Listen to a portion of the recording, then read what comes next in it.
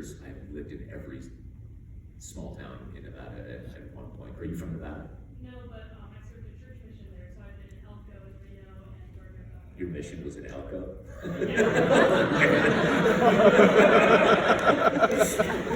Where'd you go? China, Mongolia? Elko. It's beautiful there, right? I hear you, I do hear you. What I call home is Gardnerville, right? So did you ever do Gardnerville, Landon? Yeah, I was in Gardner. I had a year, probably like everybody in this room, you know, just from the age of 4 or 5, I could walk by a piano and tap out tunes and everybody, yay! And I was the black sheep of the family. No one else in my family was like this. And we had a piano that had been passed down from a couple different generations, but no one played it. And so I would just pick out tunes, and my parents tried to give me lessons, and I just wasn't interested, especially in reading music. Somehow me and reading music just never really clicked.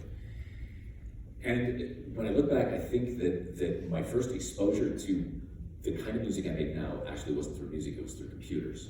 So I was born in 1970, which means that in 1982 I would have been 12, and in 1982 is when they released, bless you, the Commodore 64, which, I see a few nods in the room, yeah. So the Commodore 64 is the very first mass market computer. It's hard to imagine a time now when everybody didn't have the power of the universe in their hand, you know, on their phone. But this was a computer that you could, it was called this Commodore 64 because it had 64K memory, right? You couldn't even open a photo on that thing now. But our middle school bought one. It was the only one in the district, and I learned to code in BASIC. And so I would go in every lunch and I would write these little games and music programs. And what I was obsessed with is this idea that you could build line upon line upon line and hit run, and if the coding was clean and accurate and debugged, that this little electronic lotus flower would just open in front of you. And as I was in the world of computers, somebody introduced me to computer music, and so I started listening to bands like Kraftwerk and Tangerine Dream and Jean-Michel Jarre. I don't know if you know who any of these are, but the 70s and 80s were this revolution of synthesizers. All of these electronic instruments were becoming mainstream. And then that led me to Depeche Mode and Pet Shop Boys and 80s pop bands. And started just taking every penny that I made from mowing lawns and working at literally McDonald's and buying synthesizers and drum machines. And I was just writing pop songs, and I guess electronic film scores to films that didn't exist, all the way through high school. I also played in the concert band for a while. I was a trumpet player, and I played horn, I played trombone, but I never learned to read music. And it was bad. Well, I had a decent year, but what I would do is even during auditions, you know, so my last name begins with W, so I was always last. And so I would sit outside the audition room and listen to people audition for chairs in front of me. And then by the time I went in, I just would play whatever it was, you know, so my sight reading was fantastic. But I would even play mistakes, right? So if people in front of me were playing mistakes, all right, then I just parrot that. But when I graduated, I went to UNLV. It was just the big state school.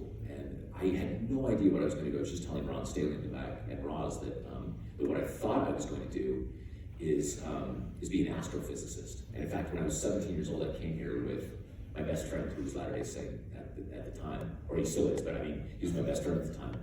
And we came here, and I was even thinking of coming to BYU, and we went to a graduate postdoc level astrophysics class, and they were talking about the velocity of a photon as it passed through a neutron star or something, and there was, I just distinctly remember they were doing high-level math, and there were no numbers on the board. And turns out I'm not going to be an astrophysicist. I also should say during that trip, we broke in, or somebody we knew broke into there's some center, I don't even know if it's still here, but it's where they practice gymnastics. And but we came in and we spent all night. There's those giant swimming pools full of those spongy squares, and just bouncing off trampolines into this thing. And anyway, so I have super fond memories from way back of BYU. but at UNLV, this man named David Whitacre, I auditioned. Sorry, now I'm just doing the long version because we have time. I auditioned for a music scholarship. I heard they were giving out free money for music, and so I said, yeah, I can do that. And I walked in and they said, hey, why don't you play something from your repertoire? And I didn't know what repertoire meant. So I just said I sort of play, and I improvised something, I don't know what, on the piano. And they didn't give me a scholarship, but David Whitacre was the choral director there, and he said, will you come sing for me? And he took me right across the hall to his room, and he put what I think probably now is a Bach chorale in my hands. And he said, I want you to sing this bottom line, and I'll play the top lines of it.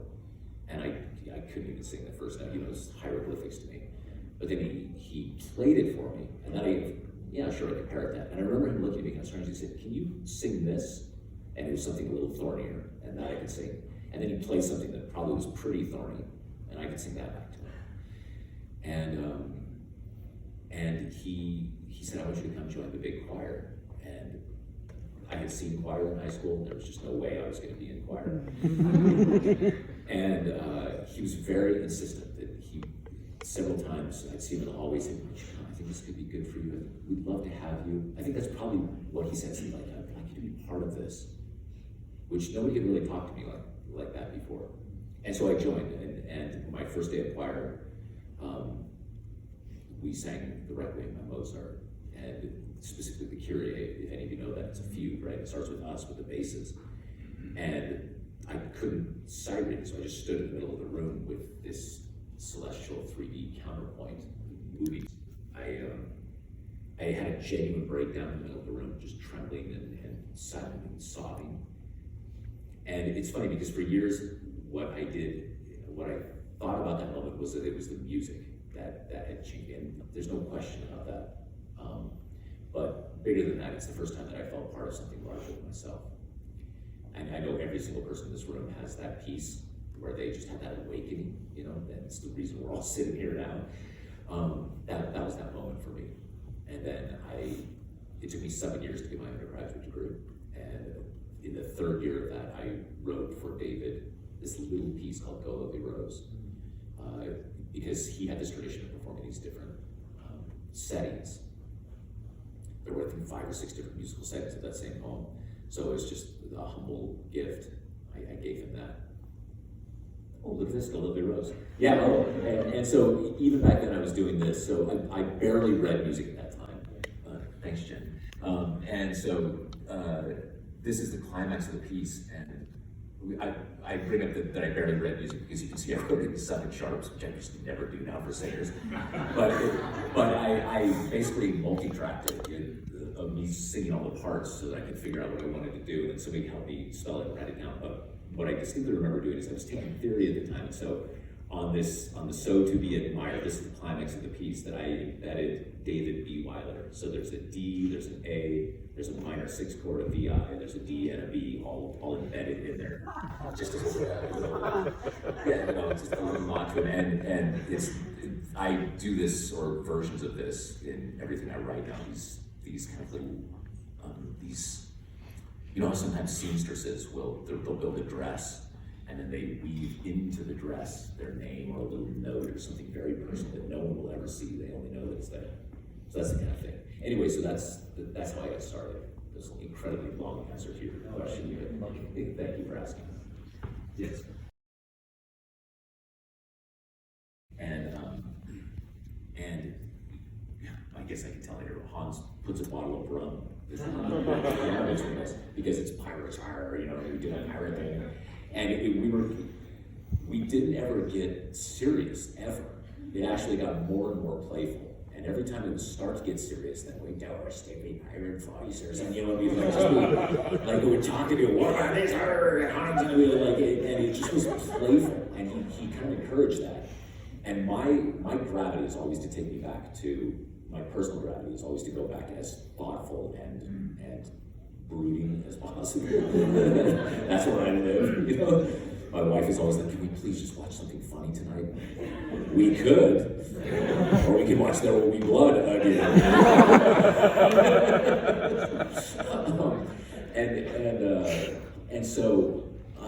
But Hans always keeps it playful, and watching him, I think that the pressure is so great on him. You know, he's a living legend.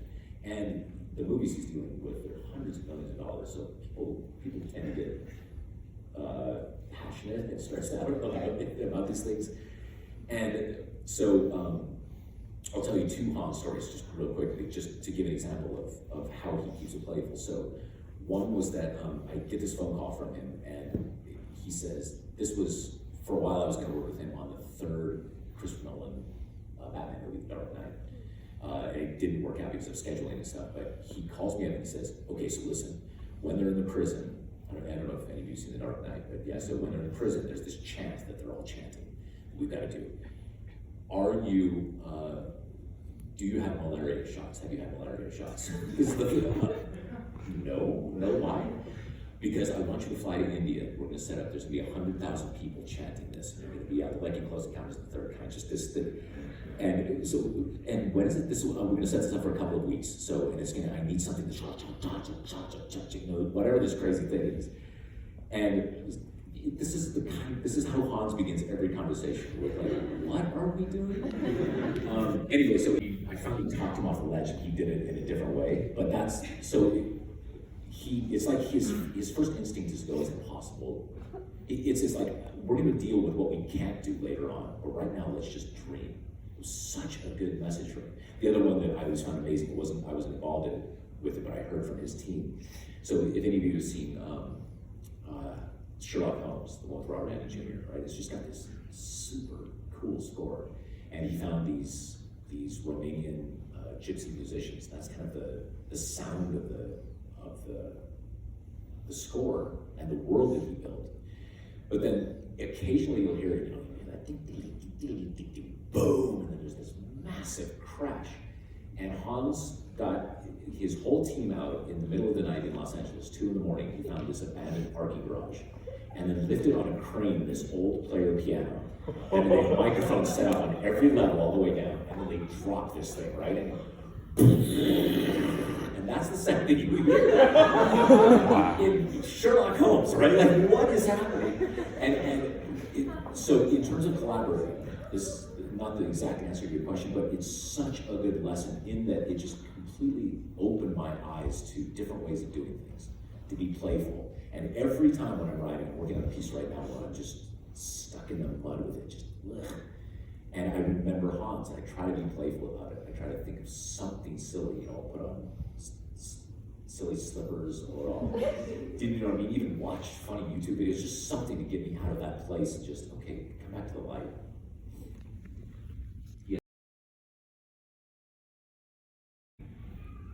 At the time, there was a man named Dale Warland, the Dale Warland Singers, and they were, amongst the choral community, just legends. You know, this was, they made all these discs, everybody knew who they were.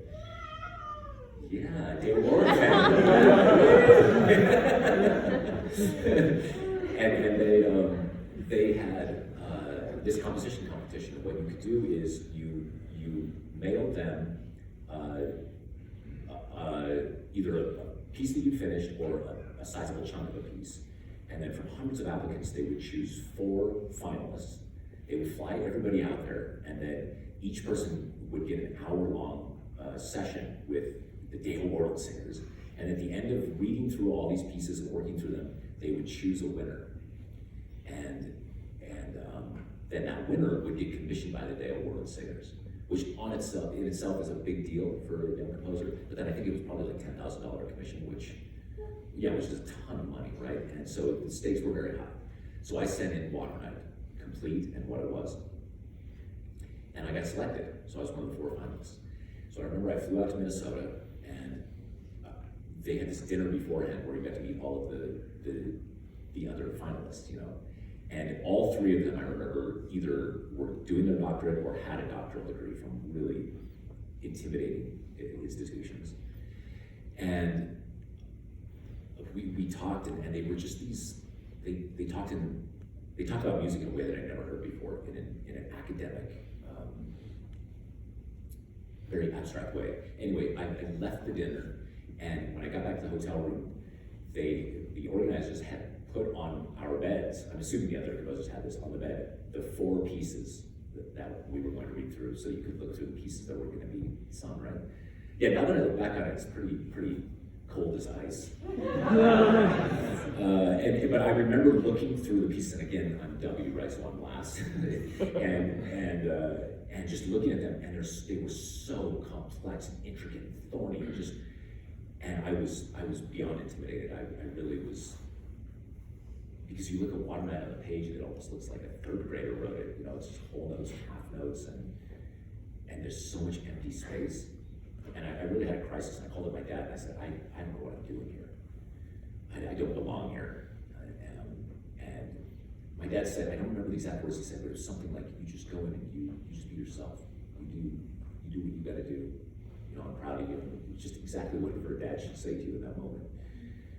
And so then I went the next day, and so imagine there's like 4 hours of these readings, and they do the first 3 hours of these different pieces, and this is on musicians. And of the 3 pieces they got, they couldn't make it through it in an hour. They couldn't even make it through these snippets of pieces they said. They were so blindingly difficult. You know, this, and you could see everybody sweating and struggling, and Dale would sometimes yell at the singers, and it was really, and they got to Water Night, and this is Eric Whitacre from the right, and then Dale does this, and then he just conducts it right through. And it was like, it just unfolded, just like that computer programming that I was doing from a kid. It's just, you just hit run, and this flower opens. And it wasn't that it was better. It wasn't that the pieces were better than those other pieces. I never once thought that. But I remember just feeling in my bones for the first time, that is who I am. That is who I am. I'm never going to apologize for that again. It was such a lesson for me. And I think when I look back now, the pieces that I wrote after that, they just embraced that. That's who I am. It was a big moment for me. Almost clinical, I think. And A Boy and a Girl is just, it's such a beautiful, sensual poem. And so what I did is I started up in the left-hand corner, and it's in these 3 stanzas. Stretched out on the grass. The first one starts stretched out on the beach, and then stretched out underground. And basically, the poem is just, it's almost like a haiku or a Japanese wood carving of the entire life of this boy and girl who fall in love, who have this warm, rich love in the middle, and then who die together. And so I knew that each of those stanzas, this is what I was thinking about, how great it is to set poetry that already exists where they've done all the work. So, stretched out on the grass, I knew that would be the first stanza, and that I just imagined that's young love, and it's kind of glowing. I also already was thinking that it's diffuse. It's like looking at an 8mm film of a memory of a memory of a memory of a day at the beach, right? That's so, even just the way I just use these little colors. And then the second stanza, stretched out on the beach, would be the biggest of the moments, the warmest in a way. And then stretched out underground would be darker and kind of collapsing. And then I knew that at the end there would be this echo of their lives together, which would echo those 3 movements. This is all the humming bit when you hear this sung. And that also then gave me this structure, which actually is similar to Deep Feel, this kind of, this rise, this fall. And then just writing here, and I dream, I've got this whole thing with dream time and closing to M's and N's, silence, giving silence for silence, and that more than anything, I was just trying to keep all of this negative space, knowing that you've got this idea, giving silence for silence, those are the last words of the poem, and that idea of silence would become a fundamental building block of the piece, that I would use silence, I would use music in terms of how to build this thing. And then once I kind of had this, also, I guess, I would probably never be able to speak about this as intimately as in this moment, so I wrote for Ron a piece called When David Heard. And When David Heard begins, when David heard that Absalom was slain, he went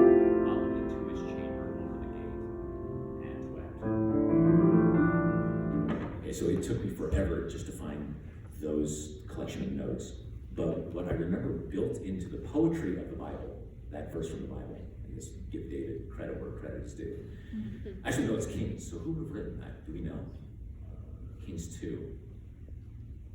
Do we know? Anyway, so whoever wrote it, a brilliant poet, even in English, right? But what I loved about it is built into the architecture of that line is when David heard that Absalom was slain, he went up into his chamber over the gate and wept. So actually you can hear the structure, right? And if you follow the structure of that piece, when David heard, it has that same structure as the line on the macro level. But also this idea that he went up into his chamber over the gate. That sounded to me like a very sophisticated,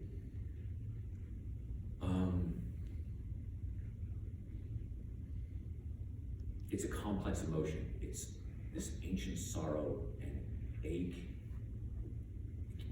and melancholy, but with hope on top of it. Or it's funny with emotions, isn't it? The moment you start to give them names, they erase themselves, become something else. Anyway, I just knew from that piece so I knew that would be my golden brick for this piece. And it's, so when they sing, for instance, Giving Silence for Silence,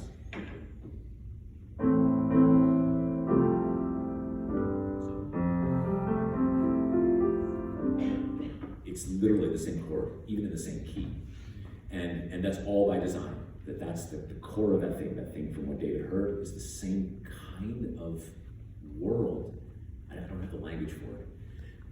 But then once I've got all of that, then the piece kind of unfolds. And Jen, if you'll go to the exactly. So now this is what my emotional architecture for a boy and a girl look like. And I wanted it to be this simple because I wanted the piece to sound that simple. So here's the first verse, the second verse, the third verse, and then here's where the echo happens, where we're humming. That's it. So it's that simple. So I don't know if any of that helps, do you know what I mean, as you start to build this stuff. Maybe the takeaway is that every time you start to despair about getting the notes, that motive down on the page, don't try to. Do a whole bunch of other work. I'll say the one other great thing about this is, Jen, will you go back to the D field, the first one? You know, sometimes you sit down and it's like, what am I even building? And I think most composers, at least when they're starting, start at the beginning of the piece and right through to the end. I have found over and over that is disastrous because you can really, really lose your way. I mean, truly lose your way, and then you don't know where it's gone off the path, and you start tearing things apart, and it just becomes this weird Frankenstein of a piece. So I rarely write the beginning first. In fact, I almost always write the beginning last. And this way, when you've got a nice architectural plan, even if it somewhat changes while the piece is being written, you can come in the morning, you can say, today I'm working on this. Not this, which is so overwhelming. I have to solve this. I know what it's gonna be. I know how it's gonna be made. And what's great is, okay, that then is obviously connected to this. Look, you know, and the more detailed this drawing is, you're doing all of this very good work. And I think that what you're doing too is you're speaking to this intuitive pattern speaking part of your mind that is going to do a lot of this work for you. And what happens is you do all this kind of work, and then 3 days later, you're at the piano and you go, oh, that's it. Not realizing that actually your subconscious has been working on this problem for 3 days, and it's just now, actually it's not that the subconscious has decided to tell it to you, it's that for a moment you got quiet enough that your subconscious could go, I'm trying to tell you, this is the answer, right? And you have inspiration, and then immediately your conscious mind takes credit for it. Once again, I've solved this problem, right? I think the more deep structural work you do that has nothing to do with writing the music, then the music unfolds more organically, and I would say has a more inevitable sound to it. All of this reminds me so much of meditation, which is that it's so simple and so difficult. It's so easy to talk about this, and it's so easy to walk it. Like, oh yeah, just do a whole bunch of work like this and be present, you know? Yes? In the piece itself, in the context of the piece, it's supposed to be about the first moment that Tony Silvestri, the poet, and Julie, his wife, met, right? That's what we decided, that's what that moment was going to be about. And Tony said to me, you need to draw from your own experience. You need to find for yourself, what does that feel like?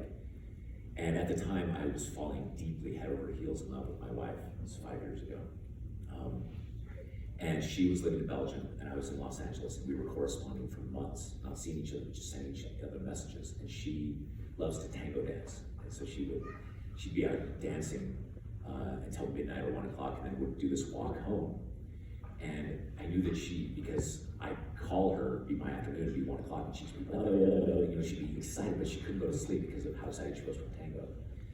And so I sat down at my parents' piano. I was visiting this old, out-of-tune player or upright piano, and I wrote basically what is now home, just as a piano solo, and I sent it to her, just a bad iPhone recording, something for her to listen to on her walk home from tango, so that she was here by the time she got home.